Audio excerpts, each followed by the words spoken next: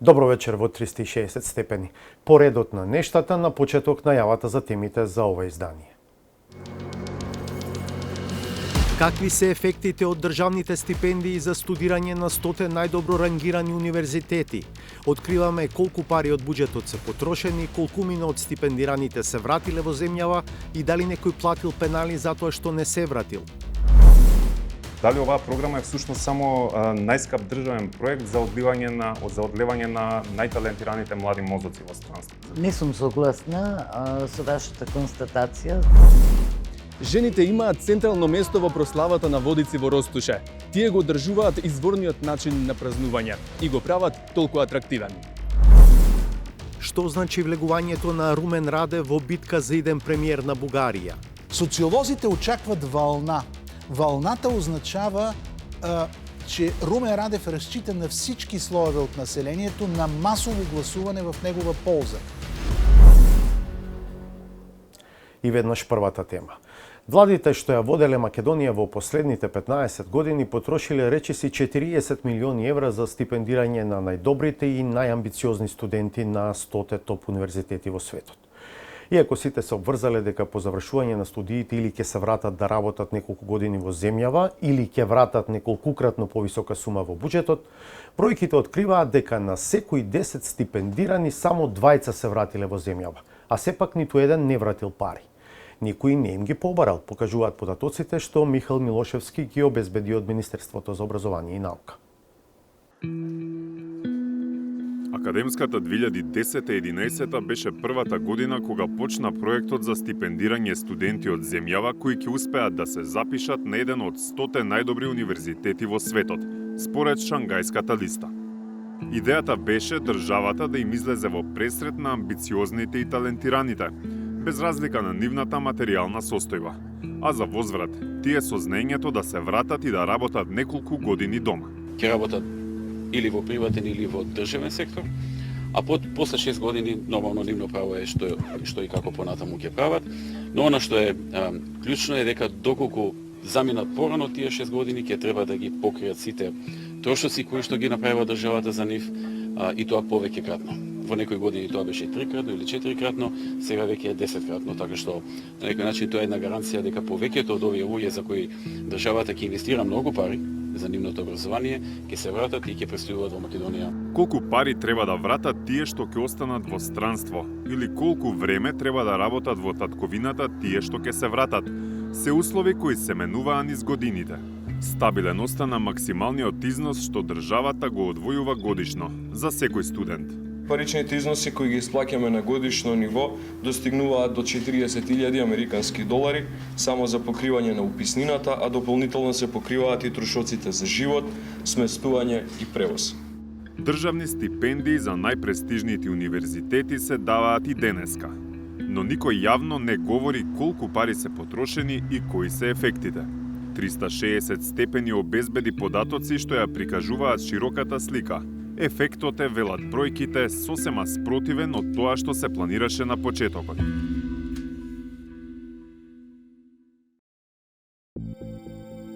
Овие две згради почнаа да се градат во 2015 година. За околу 20 милиони евра. Нов дом требаше да добијат студентите на факултетите за информатички науки и за физичка култура при Државниот универзитет Свети Кирил и Методи. Оваа зграда во центарот на Скопје пак чинеше околу 25 милиони евра. Дел од неа требаше и стана дом на неколку државни институции, но дел од неа требаше, но не стана дом на Факултетот за драмски уметности. Вкупно, државата требаше да потроши околу 45 милиони евра за да им даде пристојни услови, а со тоа и шанса за повисоки достигнувања на студентите на Финки, ДИФ и ФДУ. Причините се сложени, но фактите се неспорни. Парите или не се потрошија, или се потрошија за други намени. Додека државата беше и се уште е трома во инвестирањето во домашното државно високо образование, програмата, со која меѓу другото се полнат буџетите на странски универзитети, тече без прекин. Според податоците што 360 степени ги обезбеди од Министерството за образование и наука, за проектот стипендирање на студии на 100 најдобри светски универзитети, само за додипломски студии, Владата во 2011 година исплатила околу 44.000 евра. Исплатите се скромни до 2013-та, а земаат зама во 2014 година кога нагло растат на речиси 1 милион евра годишно. Со повремени осцилации низ годините, исплатите го достигнуваат историскиот максимум во 2023. Само за таа година, државата исплатила 3,6 милиони евра за додипломци во странство.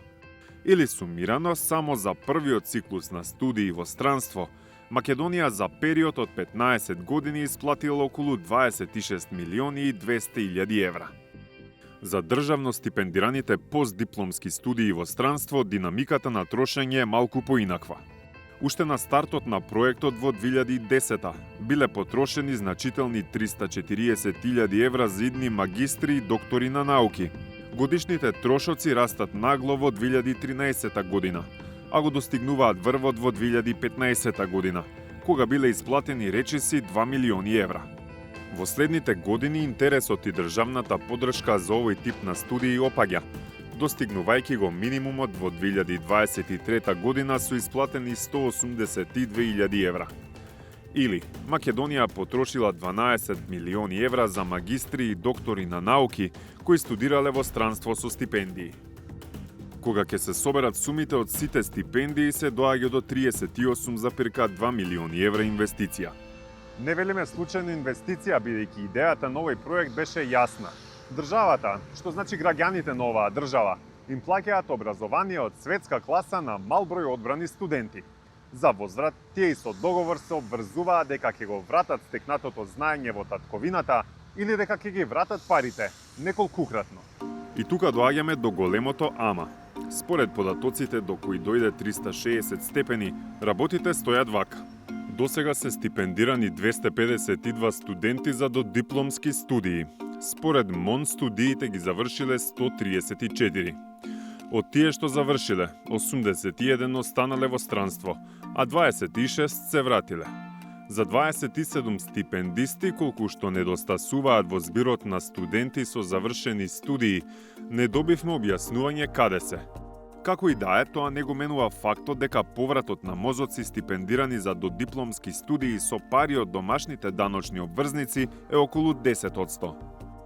За магистерски студии државата, односно граѓаните, им платиле на 198 кандидати.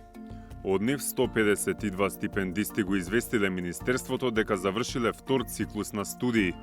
Од магистрите 70 останале во странство. Дома се вратиле 62, додека за преостанатите 20 не добивме податок. Тоа значи дека повратот на мозоци стипендирани за магистерски студии со пари од домашните даночни обврзници е околу 31%. За докторски студии државата платила за 7 кандидати. Сите завршиле трет циклус, 6 останале во странство и само еден се вратил. Тоа значи дека повратот на мозоци стипендирани за докторски студии е околу 14%.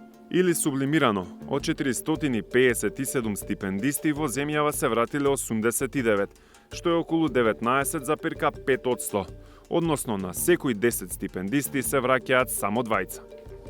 И во договорите кои ги подпишува секој стипендист, и во конкурсот што се објавува пред секоја академска година, јасно е напишано дека тие што нема да се вратат да работат дома, треба да ги вратат парите. Во првите години кога почна програмата, секој стипендист се обврзуваше дека ќе врати 3 пати повеќе пари, отколку што му дала државата ако не се врати да работи во татковината 2 пати повеќе години, отколку што му траеле студиите. Таа обврска подоцна порасна на износ 10 пати повеќе од државната инвестиција. Во последниот конкурс, обврската е намалена, да се врати истата сума која ја вложила државата. Еден од потребните документи за воопшто да се добие стипендија, и според Законот за студентски стандард, и според секој конкурс е меница во форма на нотарски акт како средство за обезбедување на исплатените средства. Таа би требало да гарантира враќање на парите.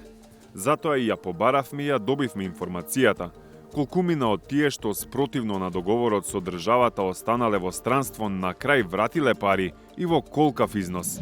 Министерството нема започнато постапка за ниту еден стипендист за активирање на меница врз основа на склучен договор за доделена стипендија за студирање во странство. Ова значи дека државата потрошила 38,2 милиони евра пари на македонските даночни обврзници за да ги школува и потоа да ги исели некои од најталентираните млади луѓе од земјава. Како поинаку да се толкуваат фактите дека Македонија останала и без 38 милиони евра и без 8 од секои 10 студенти кои ги поддржала и кои ветиле дека ќе се вратат. Се обидовме да дознаеме и нешто повеќе за тие што се вратиле во земјата. За нив во конкурсите е пропишано: За секоја година помината на студии во странство ќе работи 2 години во Република Северна Македонија. Должен е 6 месеци да биде на располагање за вработување во органите на државната управа, како и државните високообразовни установи. Доколку во периодот не му е понудено соодветно вработување, тој може да бара вработување во приватниот сектор во Република Северна Македонија. Кога се јавивме во Агенцијата за вработување да прашаме каде се пријавуваат стипендистите и дали им нуделе работа, ни одговорија дека немаат посебна листа или третман за нив. Такво нешто нема ниту една друга институција, иако државата им плаќала за студии до $40,000 годишно. Дури на последниот конкурс за академската 2025-26 година, Министерството за образование вовело обврска секој што ќе заврши да се пријави во јавен регистар. Во моментов, на него има само едно име – Живе Ристовски. Пишува дека завршил на Универзитетот во Гронинген на 14 јуни 2024 година. И на крај, за да видиме каква добивка имала јавната администрација од целата програма, прашавме колку од стипендистите завршиле во јавниот сектор. Според одговорите од Министерството за образование, откако што кажавме вкупно 457 стипендисти, само 12 се во државните институции. Иако не секоја година, по секое вработување имало во периодот 2012-2020. Од тогаш, државата не вработила ниту еден стипендист која самата го спонзорирала. Се обративме и до ректоратот на УКИМ за да прашаме дали и колку од државно стипендираните студенти успеале да ги привлечат како кадар на некој од скопските државни факултети. Не добивме одговор. Се чини ке почекаат домашните факултети на кадарот од најдобрите 100 универзитети.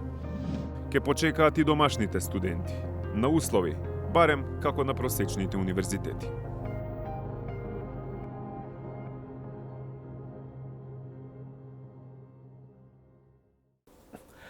Прашањата што ги отвори претходната сторија и ги поставивме лично на шефицата на надлежниот владин ресор Весна Јаневска.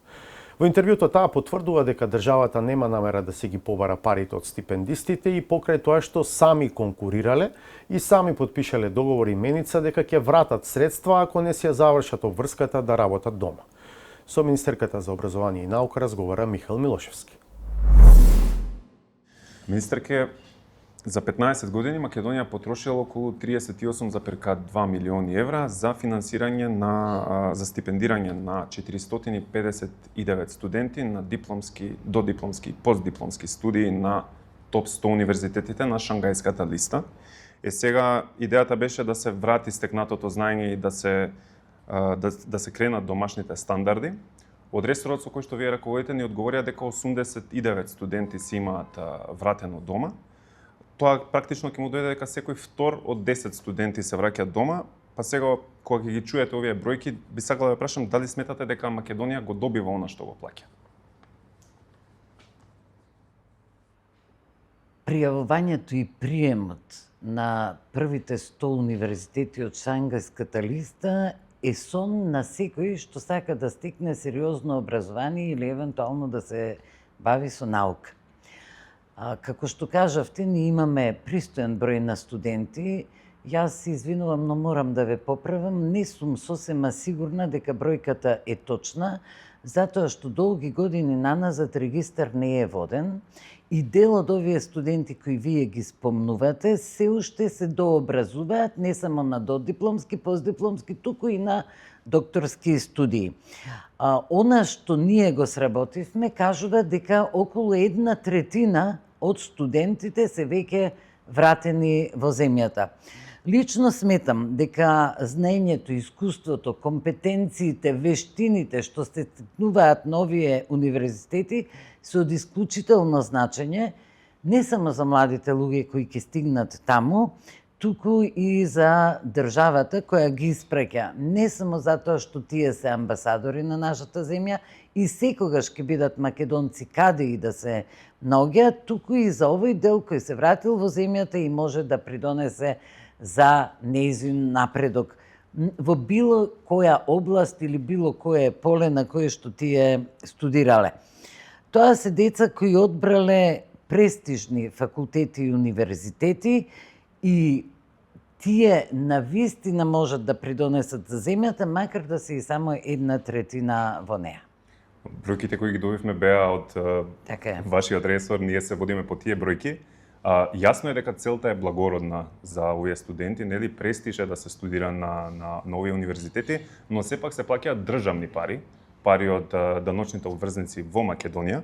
Поттаму прашањето дали оваа програма е всушност само најскап државен проект за одлевање на најталентираните млади мозоци во странство, бидејќи и да е 1/3, каде се 2/3? Тие не се враќаат назад. Не сум согласна со вашата констатација, затоа што оние кои успеавме да ги лоцираме, а поодамна завршиле, овие кои се уште се на студии веќе ги регистрираме, се потрудија на некој начин да ја возвратат на државата. Тие формира една невладина организација која се вика Мостови кон дома. Во постојан контакт се со Министерството и почна веќе сериозно да работат бесплатно, нели, за сопствената земја. Ние сме на почеток на тие проекти, но тоа се сериозни проекти и тие искрено сакаат да се одолжат на својата татковина, тие што останале надвор. Па така, работат за Министерството за здравство, работат за Заводот за статистика, работат за театри, работат за училишта, се уште бројот на проекти е мал, но јас сум сигурна дека според ентузијазмот кој го гледам кај нив, тие ќе продолжат да ја се одолжуваат на земјата не затоа што мораат, туку затоа што искрено сакаат, затоа што она што земјата не го направила како своја обврска, не ги повикала и не им понудила работа во периодот во кој што биле склучени договорите, според клаузулите од договорите, тие не се виновни. Сметам дека можат да дадат сериозен придонес и дека тоа го прават, а и понатаму ќе го развиваме ова што треба. Еден од аргументите за кога започна оваа програма беше дека се стартува оваа програма за да се зајакнати капацитетите на државната администрација. Од оние бројки кои што, пак ја кажам, од вашиот ресор ни беа доставени, забележуваме дека само 12 лица се имаат вработено во јавната администрација во период од 2012 до 2020 година. Во последниве 5, сега влагаме во 6 година, нема ниту еден вработен. Дали ова значи дека државата не сака, не може или не знае да го искористи овој капацитет кој оние кои што се враќаат назад? Тоа се студенти кои навистина, тоа се млади луѓе кои навистина навлегуваат длабоко во наука, физичари, хемичари, информатичари, економисти, правници кои се соочуваат со светски достигнувања и светски проблеми, не можеме да очекуваме да работат во администрација каде што нема да се соочат и нема да го користат сопственото знаење кое го стекнале таму, а дополнително ќе се соочат со една не сосема пријатна средина и исклучително ниски плати. Јас ќе бидам презадоволна ако успееме дел од овие што се уште се на студии, ги вратиме во земјата, во приватните компании и на нашите универзитети, каде што можат да го пренесат знаењето што го стекнале. Тоа би било многу покорисно и да ја научат, да речеме, администрацијата. Тоа би било многу покорисно отколку да бидат само административни службеници, например, еве во Министерството за образование и наука. Ако не име привлечна државната администрација, еве и самите рековте дека може да се вратат на државните универзитети. Од 7 стипендисти кои што се 7 стипендии кои што се добиени за докторати, 6 останале во странство, само еден си има вратено дома. Како ова би го искоментирале ви? Ова би го искоментирала вака. Она што е поминато не може да се врати, но затоа може да се мисли на иднината. Во новиот закон за високо образование ќе препорачаме приоритетно да бидат примани на работа тие студенти. Секој студент секој човек кога аплицира за добивање на ваква стипендија, покрај подпишаниот договор подпишува именица дека доколку не се врати во државата, како што е пропишано, нели, да работи двојно повеќе од времето на студирање, во некои години си имаат подпишувано меници дека тие луѓе треба да вратат 10-кратна сума од таа што ја добиле. Од кога вие дојдовте, нели, во министерството, се сменија тие одредби и сега треба да се врати само сумата која што е доделена. Еве, иако и самите потврдивте дека 1/3, според вашите информации, се вратени, другите 2/3 не се. Зошто немате активирано ниту една меница и зошто не е наплатен ниту еден денар од оние кои што не се вратиле? Затоа што сметам дека најдовме подобар начин да ги задржиме дома овие млади луѓе и затоа што според информациите кои ги добив од стручни лица не е можно да се наплатат мениците, затоа што каде и да се наоѓаат овие деца нема да можат да исплатат 10-кратно повисок износ од она што е вложено. Не е целта да ги казниме и да им ги земеме средствата, целта е да ги вратиме дома колку што е можно повеќе од нив. Тоа и се обидуваме да го биле направиме. свесни што подпишувале во договорите? Мислам, Предпоставувам дека дел биле свесни дека нема да може да се врати тој износ, а дел и не биле сосема свесни што значи тоа. Предпоставувам дека како млад човек и не се сосема соочени со реалноста и дури кога ќе отидат таму, сваќаат што се случува и која е разликата од она што овде им е побарано и она што таму го учат де факто. така, дали се размислува за евентуално укинување на оваа програма со оглед на тоа што ако зборуваме во апсолутни бројки, од страна кога се гледа ефектот за државата е практично непостоечки. Или пак дали ќе се потрудите некако како министерство да си го наплатите долгот од оние студенти кои што останале должни, народни пари се сепак, тоа пак да повториме. Не мислам лично дека треба да се укине овој проект, но да, доколку во иднина сега имаме нови правила, нови договори, се случи да не се вратат и да не дојдат на располагање на државата во оној период кој за нив е обврзан, да, ќе ги активираме договорите. Би сакала да прашам и кога ќе се стават на вага, сега не очекувам дека би се согласиле со мене, дали сметате дека овој проект е промашен од аспект на каква полза добива државата, бидејќи на вага се ставаат 38 милиони евра, 12 вработени во администрација, 2/3 на стипендисти кои што не се вратени. Како на обичниот граѓанин да му објасниме која е ползата од оваа мерка за нив? Ние во конкурсот не велиме дека децава што ќе студираат физика ќе бидат вработени во јавна администрација. Ние велиме секој што ќе се запише во било која област на еден од првите 100 ќе биде стипендиран. Не можете да очекувате физичар, хемичар и информатичар може да биде во јавна. Добро, ма пишува дека 6 месеци треба да бидат ставени на располагање на државата. Да, они треба да се јават. Меѓутоа, двострана е грешката. Дел од децата и се ставиле на располагање од државата, државата не нашла начин да ги искористи. Затоа велам, тоа е нештото што треба да се смени. Несомнено, но која е гаранцијата дека тие ќе се вратат?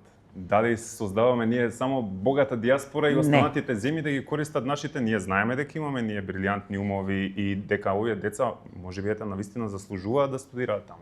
Така е. Но која е гаранцијата дека Македонија ќе добие нешто за возврат од нив, бидејќи повторно ќе кажам, мои пари, ваши пари, на граѓаните пари се трошат тоа се за наши пари, за наши деца. Гаранцијата дека тие ќе се вратат или ќе го платат долгот е кога државата ќе си ја преземе сериозно обврската да ги повика и да им понуди работно место. Јас ви кажав дека доколку одлучат да не се вратат, ќе мора да ги вратат средствата од оној момент од кога ги сменивме договорите наваму и ви кажав дека во новиот закон за високо образование и наука на овие студенти кои се враќаат од таму ќе им дадеме предност за вработување на универзитетите и секако почнуваме да комуницираме и ние веќе имаме секаква комуникација со стопанските комори, сега и тоа ќе го интензивираме, доколку некој од нив сака да се најде во приватниот сектор и тоа да им го олесниме. Тоа е единствениот начин на кој ние можеме да ги задржиме нив овде и да им дадеме услови. Години наназад не е, не дека не е, но не е доволно финансирана научната дејност. Вие гледате дека ние во оваа година и пол како влада многу вложуваме. Они треба да има каде да го сработат тоа што го научиле. Треба да имаат лаборатории, треба да имаат можност да развиваат теории, хипотези, идеи. Ако немаат таква можност, како што да речеме би било генерално во администрација, во секторот за човечки ресурси, они нема што тука да бараат. Министер, ќе ви благодарам многу на одвоеното време. Ви благодарам и јас вам.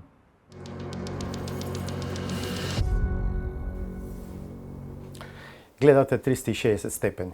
Во некои места во државава водици е многу повеќе од служба и фрлање на крстот во вода. Зоран Јовановски и на богојавление беше во Ростуш, село во Реканскиот крај во близина на манастирот Свети Јован Бигорски.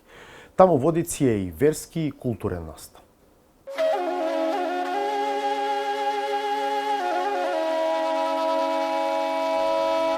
Ростуш е село во Реканскиот крај, близу течението на реката Радика, на падините на планината Дешат.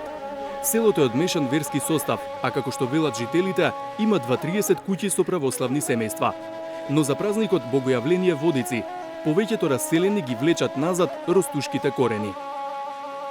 Чувството за Водици во Ростуш е неопишиво. Ние што сме од овој крај, кај и да сме за Водици, мораме да сме овде.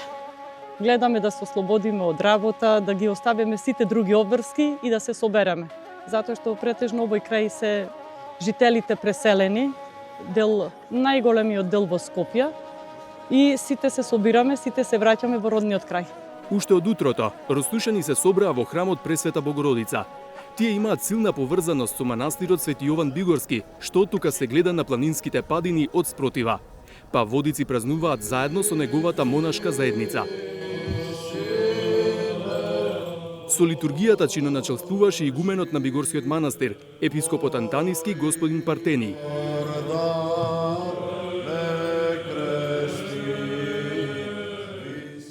Архимандритот Кирил вели дека на Водици се празнува Божјото јавување во светот.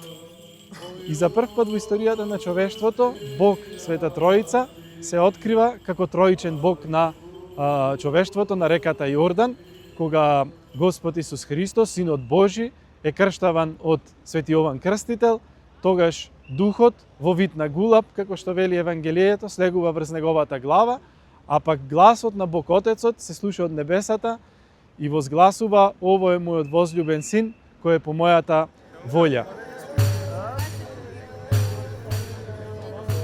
Во дворот на црквата се собраа жените облечени во народни носии, кои се главна одлика на Водици и во Ростуше. Носиите за ростушанки се од непроценливо материјално и духовно значење. Мојава носија е премногу стара, повеќе од 100 години. Дел од носијата е поклон од свекрва ми, а дел од носијата е поклон од мајка ми. Кога се спрема свадба, си има кој дел од носијата го дава свекрвата, а кој дел го дава мајката. И така тоа останува наследно од колено на колено. Прославата на Водици во Ростуше е атрактивна и за верници кои не се по потекло од тука. Секоја година доаѓаат од повеќе градови низ Македонија. Многу е убаво да го почувствуваш тоа лично, да го осетите, да го видите, да учествувате. Влегувањето во црква, причеста, преданието, зборовите на отец Партени, на неговите монаси, братството, одиме редовно во Бигорски, па во Рајчица, па еве во Ростуше, горе во скитот Кирил и Методи. Мислам, посетуваме такви работи и фала му на Бога, добро. По литургијата, од црквата Пресвета Богородица тргна литија во која учествуваа монахињи од манастирот Свети Георги Победоносец од селото Рајчица и монаси од Бигорскиот манастир. Меѓу свештениците имаше гостин од Албанија, отец Никола од Тирана, па покрај на македонски, тој молитвите ги пееше на албански јазик.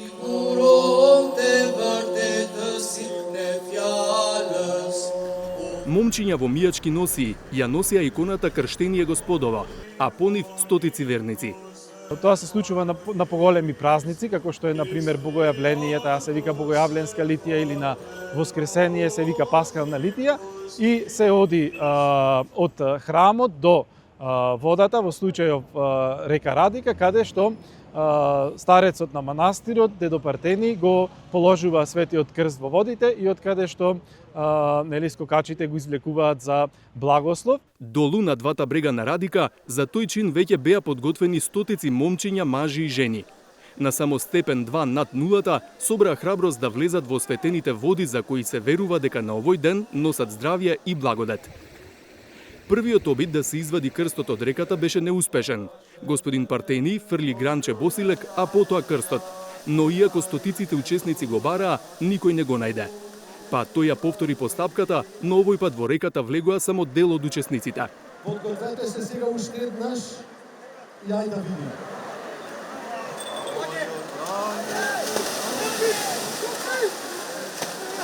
Од втора, крстот го извлече Милко Божиновски, кој вели дека мотив му била вербата и убавото искуство, па испрати порака. Сите кој може, кој има желба да се фрли, пред све за здравје, ако има среќа да го фати крстот, добро, ако не го фати следна година, нека проба пак.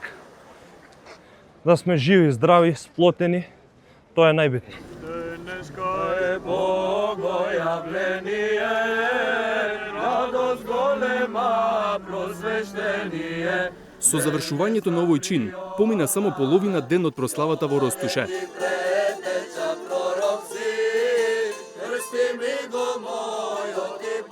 Обредите продолжија во селската црква, каде се делеше осветеното лепче на кумовите. Потоа во дворот се собраа жените кои со кумовите напред пеат традиционални водичарски песни.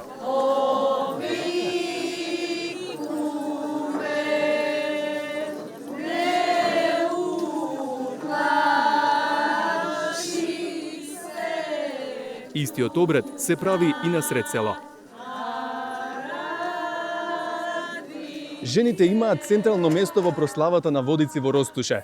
Тие го одржуваат изворниот начин на празнување и го прават толку атрактивен.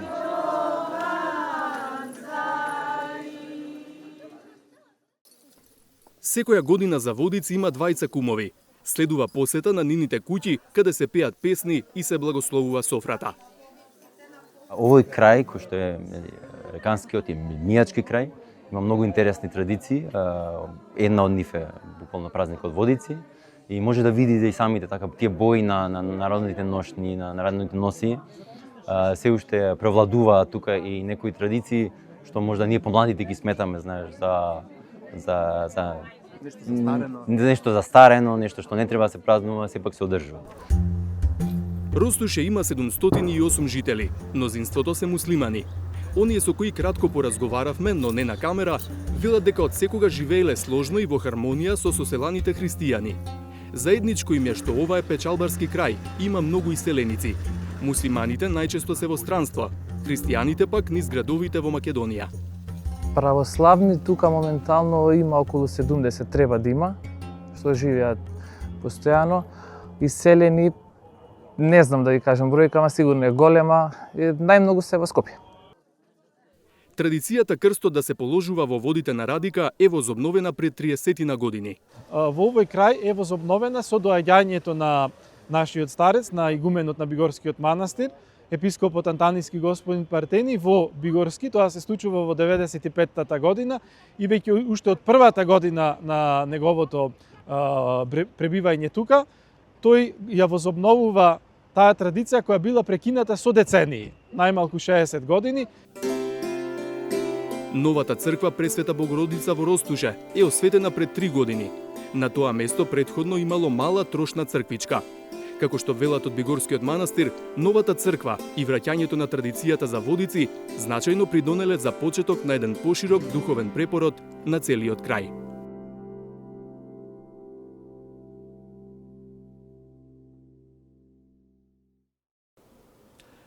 Оставката на Румен Радев од председателската функција во соседна Бугарија не беше неочекуван потек, но она што сега се наметнува како прашање е каква ќе биде магнитудата на земјотресот што овој чекор ќе го предизвика на политичката сцена и на предстојните предвремени парламентарни избори. Очекувањата се дека Радев може да победи и да ја предводи идната влада, иако дилемата е дали сам ќе стигне до апсолутно мнозинство во Народното собрание или ќе биде упатен на коалицирање. За овој најнов развој на настаните во соседната земја, како и за нивното евентуално значење за македонските евроинтеграции, разговарам со Бојко Василев, еден од водечките новинари во Бугарија, уредник на популарната емисија Панорама на Бугарската национална телевизија. Господине Василев, добре дојдовте во 360 степени. Господин Попетревски, за мене удоволствие. Ако до наредните избори нема доволно време за регистрирање нова партија, се чини дека е така, тогаш како ќе настапи Румен Радев на тие избори? Вие сте прав, няма достатъчно време той да регистрира собствена партия. Затова Румен Радев ще постъпи така, както постъпи цар Симеон през 2001 година. Ще използва регистрациите на вече съществуващи малки партии. Те могат да бъдат една, две или повече. Мисля, че ще научим за това утре, когато Конституционният съд ще приеме неговата оставка и вече от тук нататък Румен Радев ще обяви своите планове. Господин Василев, на кои гласови смета господинот Радев на предстојните избори? Може ли да се предпоставува неговиот резултат на тие избори? Социолозите очакват вълна. Вълната означава, че Румен Радев разчита на всички слоеве от населението на масово гласуване в негова полза. И вие сте прав, ние още не знаем колко голяма ще бъде вълната. Ние имаме традиция на вълни в българската политическа история, когато се появява съвсем нов играч и помита всичко останало. Такъв беше случай през 2001 година, както казах, с цар Симеон и неговото движение. 2009 това беше случая с Бойко Борисов. Малко по-малки вълни, но все пак значителни вълни направиха през 21 Има такъв народ на Слави Трифонов и след това Продължаваме промяната. Нека да кажем обаче защо. Защо има такава вълна? Обикновено подобни големи гласувания се появяват тогава, когато има някаква криза. България няма икономическа криза. Напротив, България е най-добре, може би, в цялата своя история от икономическа гледна точка. От гледна точка на спестявания на хората и от гледна точка на позициониране в света. България е част от сърцето на Европа. Тя е член не само на Европейския съюз и НАТО, но тя е член и на Шенген, и на еврозоната. Но в България вече 6-та година продължава политическата криза. Тя е такава, защото не може да реши два въпроса, които да направят трайно политическо мнозинство в Народното събрание. Първият от тези въпроси е геополитическият.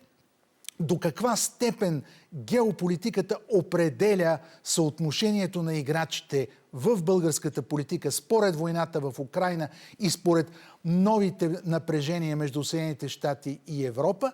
Но другият, по-важният въпрос, който използва Румен Радев за да вдигне своята вълна, това е въпросът за корупцията.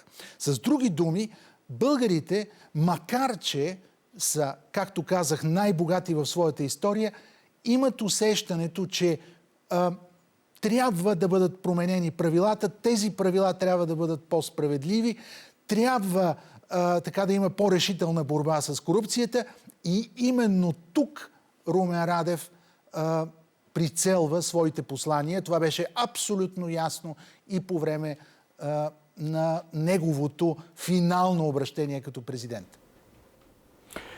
Сега и самиот рековте, треба да почекаме да видиме колку ќе биде силата на тој бран. За апсолутно мнозинство во Бугарското собрание потребни се 121 глас. Прашање е дали Радев може сам да стигне до таа бројка. Зборувате за корупцијата како најважно внатрешно политичко прашање, за позиционирањето на земјата во однос на геостратешките важни прашања, па во таа смисла, ако Радев сам нема 121 пратени, кои се неговите потенцијални коалицијски партнери? За сега той има категорична подкрепа само от една политическа сила. Това е Алиансът за права и свободи на Ахмед Доган. Това е една част от Движението за права и свободи, което, както знаете, се подкрепя от българските турци и мюсюлмани, също така и от голяма част от българското население. Както вероятно също така си спомняте, там имаше силна вътрешна борба и по-малката част остана с Ахмед Доган. Друг потенциален извор на подкрепа е, ако на Конгреса на Българската социалистическа партия на 7 февруари се избере нов курс и нов лидер, това може да бъде също така потенциален съюзник на Румен Радев. Но най-големият въпрос тук е дали ще има съюз между Румен Радев и градските либерали, които в българската политическа сцена се представят от Продължаваме промяната, Демократична България. Тук целите са две. Ако на Радев не стигнат гласовете за самостоятелно мнозинство, дали той ще направи коалиция, за да управлява формална или неформална с Продължаваме промяната, Демократична България. Но има и втори въпрос за още по-голямо мнозинство.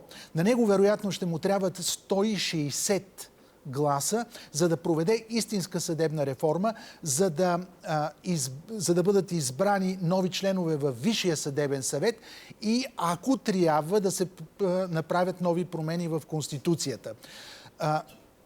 Тук не можем да очакваме никакви предварителни заявки.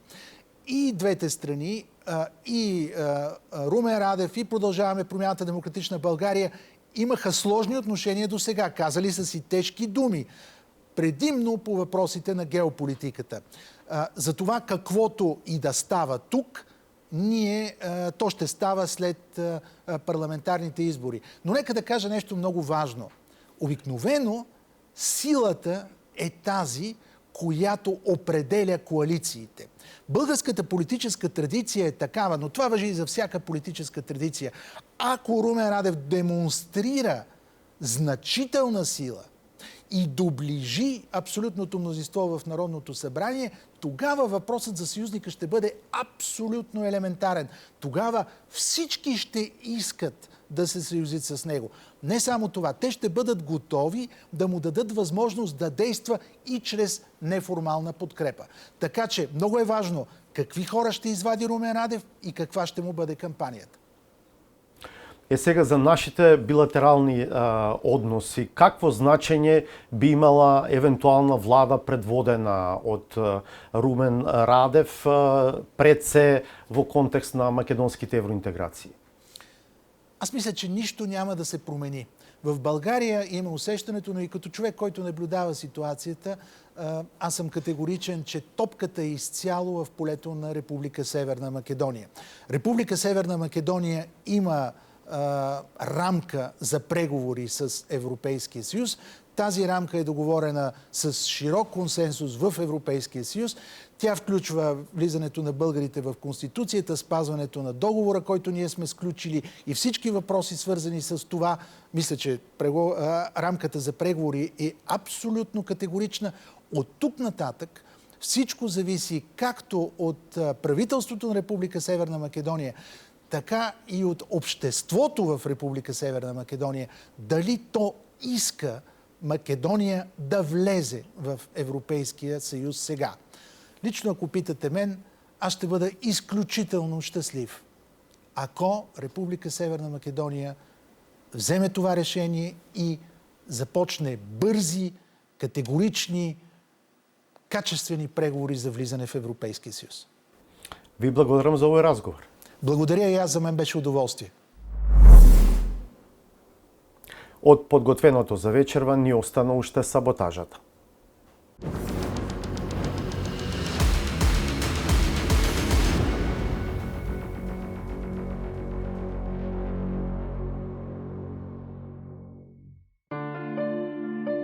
Струмичка сушица.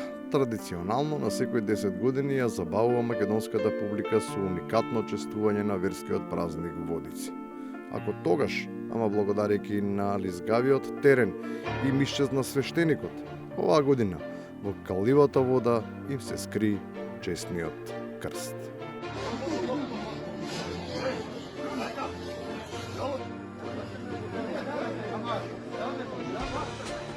Ако таму не можеа да го најдат, ама го најдоа во Конопиште, трката по него беше впечатлива по снаодливоста и умешноста. Бидејќи се што не е забрането е дозволено и покрај силните негодувања, триумфира биатлонецот што влета со комбинација од две дисциплини – трчање и пливање.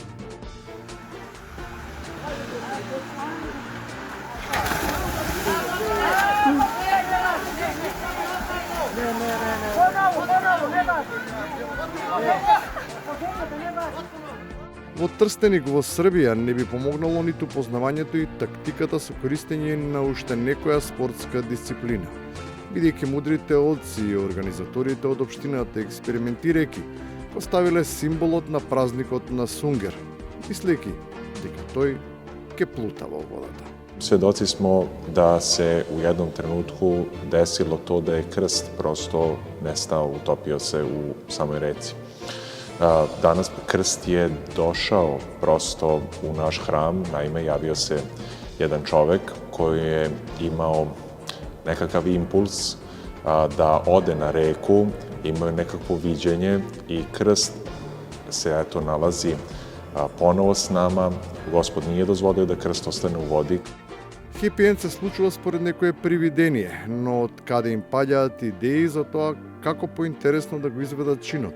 При тоа воопшто не размислувајќи дека наместо тие што треба, по крстот ничкум паѓаат лицата задолжени да ги осветат и него и водата. Дека, сега ги сака обрне попа дали не избори. Јас никад. Ено, ојде поп све луд.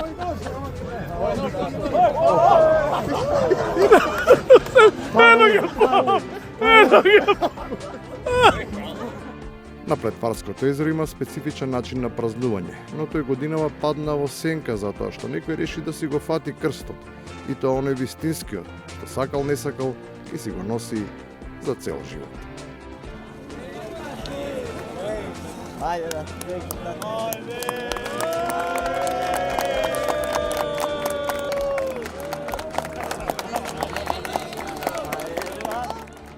И на крајот, за петокраките, кои упорно се обидуваат да пливаат и да го задржат ланскиот крст. Го честитам големиот празник, богојавление, Бог се роди, Бог се роди. Бог се роди кога беше предвидено да се роди и се јави кога требаше да се јави. Ама социјалдемократите, за да станат вистински празниколюбци, не треба само да се молат, туку и да поработат, ама не за неговото, бидејќи тоа е следно, туку за собственото воскреснување. Го гледавте информативно-аналитичкиот магазин 360 степени. Ви благодарам што бевте со нас. Ве поканувам повторно да се видиме в понеделник.